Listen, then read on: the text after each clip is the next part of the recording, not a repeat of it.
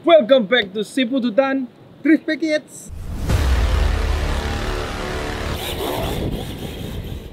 Mantap. Sambil nunggu kita makan siang, hari ini kita mau ngobrolin sebuah konten dengan judul body fitting. Before we start, this content is brought to you by GNT. GNT lagi ada promo apa, Tos? Promo diskon 40% dengan cara Masukin APPS-nya, segera download di App Store atau di Play Store. Dari situ kalian akan bisa melakukan banyak hal, mulai dari maintain tracking, ya, sharing location, hingga komplain-komplain, dan komplain kalian pasti didengarkan. Sekarang topik kita itu adalah body fitting. Body fitting, apa body fitting? Fitment, iya. Jadi untuk para profesional ngomongnya fitment, kalau kita ngomongnya body fitting. Apa bedanya?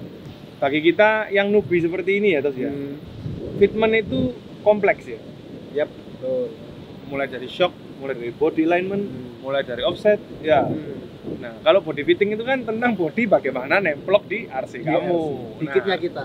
Jadi agak dibedain, bukan kita cari istilah-istilah baru dan lain sebagainya, enggak. Jadi kita ngobrolin body fitting gimana cara nemplokin mobil bodinya ini di sasisnya yang kita pakai.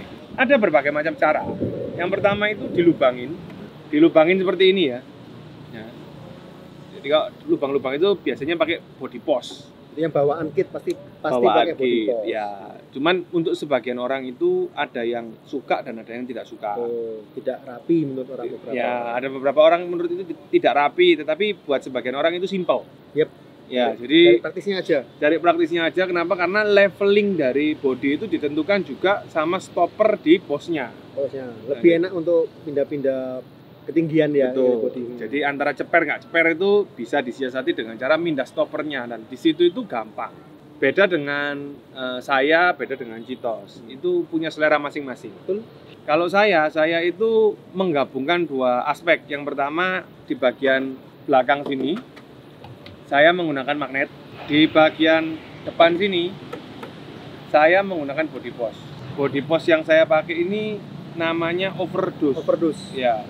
Jadi bagaimana cara mekanisme overdose? Sebenarnya mekanismenya itu gampang. Kita tinggal tekan body ini turun ke bawah atau sasis ditekan ke atas, sehingga ini bisa kalian lihat ya. Ini nongol ya. Lalu sekalian swivel engselnya ke atas, ya, dan kalian buka. Nah, untuk membuka bodi saya cukup ditekuk ke belakang karena magnetnya sudah saya taruh di bagian belakang sini. Yang di body dan di body.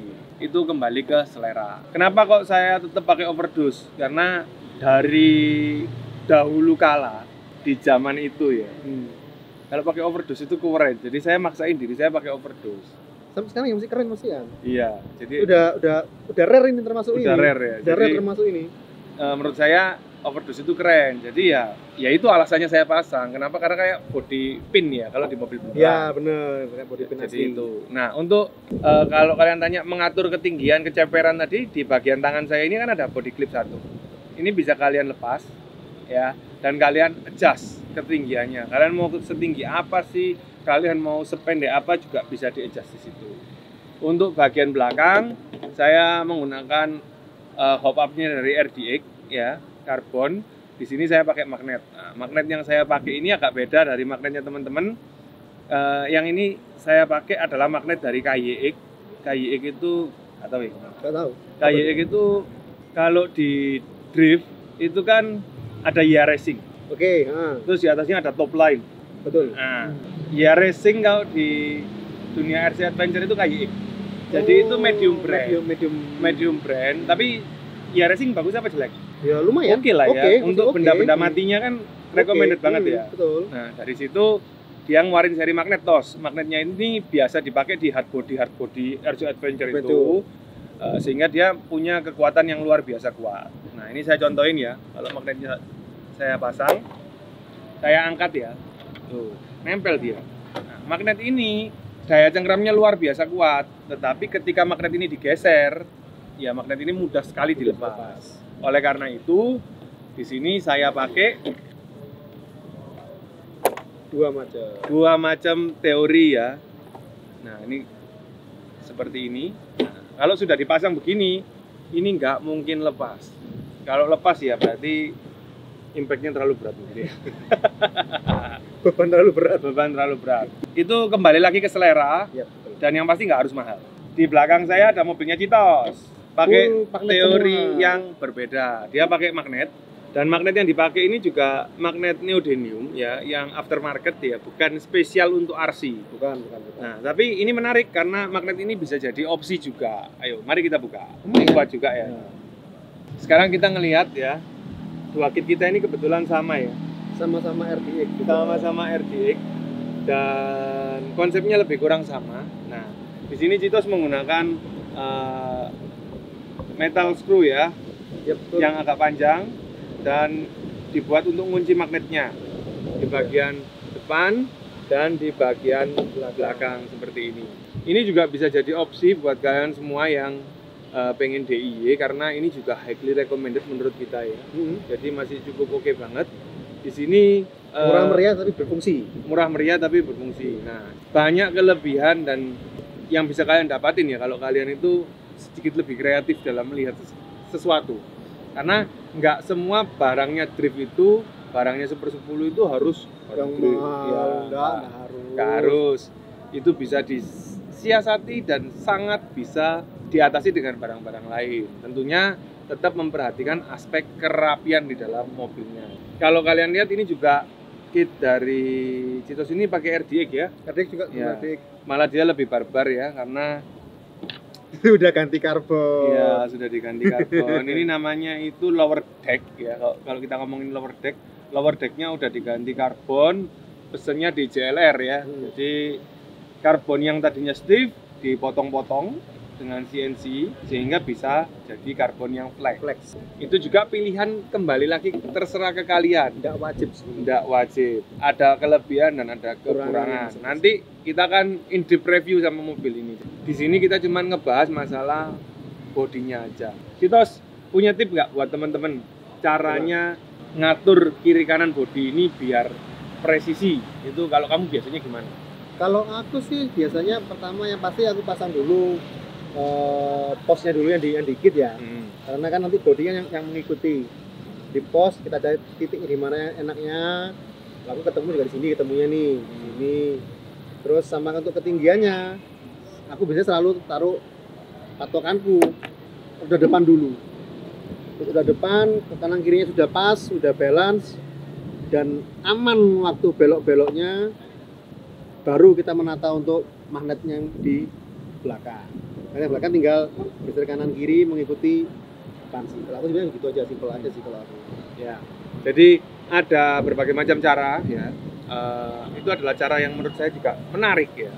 Cara yang paling sempurna itu yang pertama cari kaca. Ya, mobilnya ditaruh di kaca, terus bodi ini diambil 4 titik, ya, terus digaris, dibenang, terus ditaruh pelan-pelan. Nah, itu cara yang paling sempurna. Tapi bayangin, Jelimet Ya. kan. saya punya tips ya. Tips bagaimana body fitting yang baik. Yang pertama, kalau saya pribadi ya, saya itu melihat body. Jadi semua body itu ada takdir lubangnya, betul ya? Betul. Nah, saya ngelihat takdir lubangnya. Saya pasin takdir lubangnya itu ke RC saya. Contoh, ini kan Revdi, bodinya kebetulan juga Revdi. Nah, di lubang ini, ya, di lubang ini, itu takdirnya sudah ada lubang, ada titiknya. Ada titiknya, Nah. bawaan body. Sehingga itu akan sangat memudahkan alignment saya pertama kali ketika untuk mengunci istilahnya itu center positionnya dia. Setelah mendapatkan center position, masalah itu akan timbul di bagian belakang. Nah, gimana caranya? Ya, yang pertama sediakan tempat yang surface-nya rata. Yang kedua, jangan percaya matamu, Apa? percayalah dengan jarimu. Diraba. Nah, jadi saya itu kalau naruh body kan kita pegang samping gini. Betul. Nah, terus kan di sini kan kita ngerasain velg. Sudah kan ketemu gapnya kiri kanan kan. Oke. Nah, ya sudah turunin aja. Ya. Saya pakai cara seperti itu. Saya nggak mempercayai mata. Kenapa? Mata saya silinder. Ya, sebenarnya bukan itu. Kita nggak pernah tahu body Lexan itu posisinya mulet atau enggak. Betul. Ya. Mulet itu Apa ya? melintir. Ya, Iya. ya hampir melintir. Nggak presisi lah. Nggak presisi. Nggak presisi. Terus kita nggak tahu posisi surface kita sebenarnya.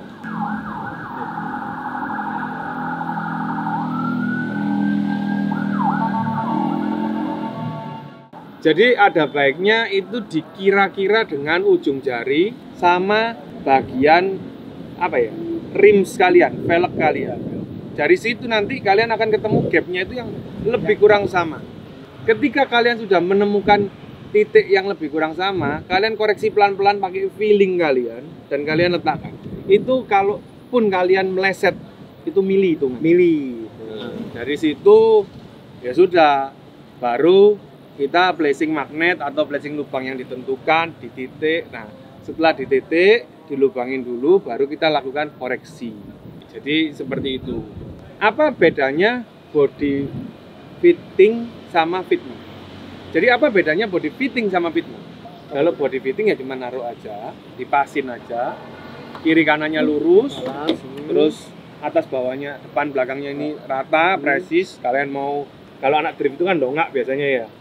Ya, seleranya yang mana, dari situ kalian tentuin mana yang kalian suka. Nah, setelah itu ya baru kalian ngomongin fitment. Nah, kalau ngomongin fitment nanti kita akan sediain waktunya khusus, karena fitment itu banyak banget aspeknya. Kita spill aja lah ya, lebar velg ya. Ya, offset Ya. velg. Offset velg itu pengaruh.